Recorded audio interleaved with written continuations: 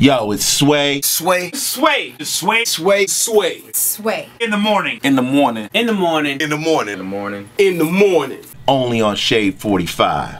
Wake your fuck ass up. Yeah. Bitches. I didn't play these guys because there were any rumors or friction, from y'all past or whatever. I just thought about that because I did play Roscoe Dash, and I did play who actually was a little upset about the Lotus Flower Bomb song. It didn't have nothing to do with you though, right? Nah. Yeah. Of course he attacked the R&B cat about it, but yeah, it's which is kind of funny. But I mean, it's all squashed. But yeah. Yeah, cool. He was upset that he wrote on the Lotus Flower Bomb. We talked to him about that Friday. Never said anything about you. But we did ask him about it. I want to get your feedback on it. Here's Roscoe Dash. No, not that one. Lotus Flower Bomb. Right. What happened with that? Why weren't you properly credited for that? Honestly, to keep it real, like, Wale is a really good friend of mine, still to this day, despite what's going on. Mm-hmm. He's a really good friend of mine, has been for a lot of years.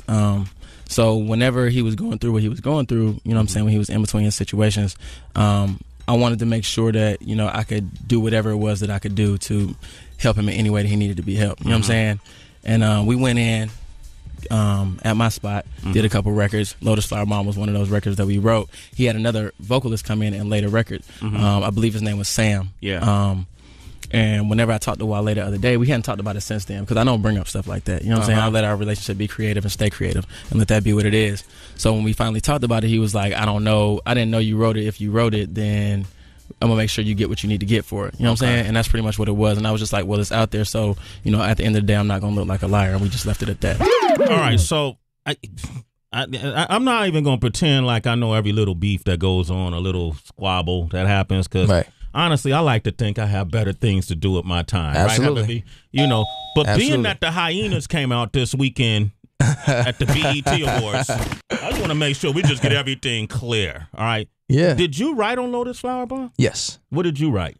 I wrote the last portion of the chorus and the bridge.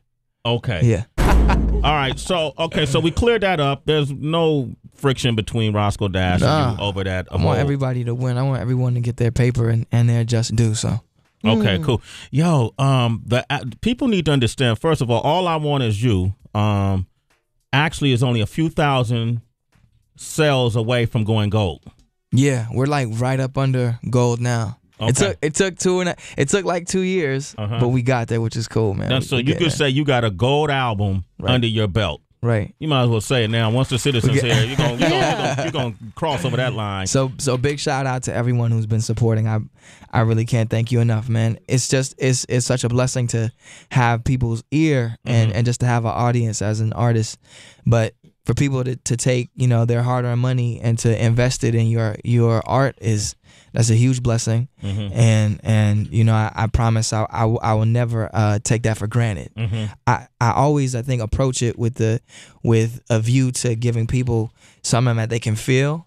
So I promise you, like, with All I Want Is You, getting to gold, I appreciate it. Kaleidoscope Dream is just another installment and just trying to be true to the soul behind R&B. It's a creative album and I took a lot of risks, but I promise that hard-earned money that you've been spending on music, it will not be wasted on this new album. I promise you that. All right, cool. Well, because I was saving my money for the next pay-per-view fight amongst artists. So I was going to see if you had any matches coming up soon.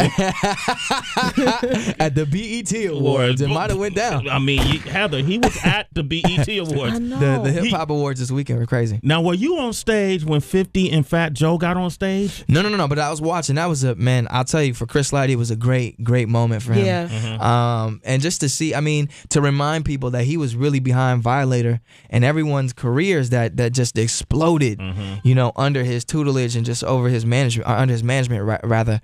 It was great to see people put, any beef aside and let bygones be bygones, but there was definitely some tension in the building. I thought that was the most impactful moment to come out of it, to see 50 on stage, to see Fat Joe and all the other artists give a tribute to Chris Lighty. Unfortunately, that's being overshadowed by all the beefs. Now, were you there?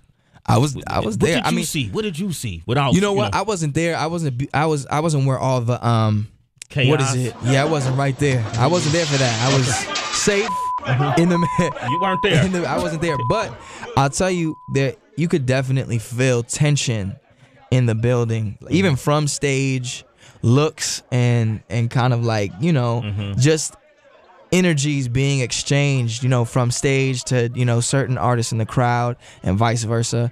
It was definitely an interesting energy in there. But were you scared? Nah, you know what? Yeah, I was. Nah. I left. I got out of town, man. I flew out Friday. Right? It's like, Hey, man. man, let me tell you something, man. There ain't nothing wrong with being scared. It's scared to keep your ass alive. Right. Because you're going to react in ways when you scared, in ways you won't when you think you're being cool and being comfortable. Right. I'm eyes buck open. Right. I'm from Oakland. Right. You know what it is. You know how it goes. I'm looking at every diagonal. Right. I want to paying get the attention. straight punch. Yeah. Good thing I have my brother Andrew McKay. He's always with me. He's my road manager and he just watches over me. But you know, he's kind of like my other pair of eyes and he knows how to move in all of these situations. He's just such a veteran. And the good thing about that is like in the midst of a lot of beef and a lot of like thickness, we know how to kind of navigate, you know, amongst vultures and whatnot. So I really didn't have to be on red alert.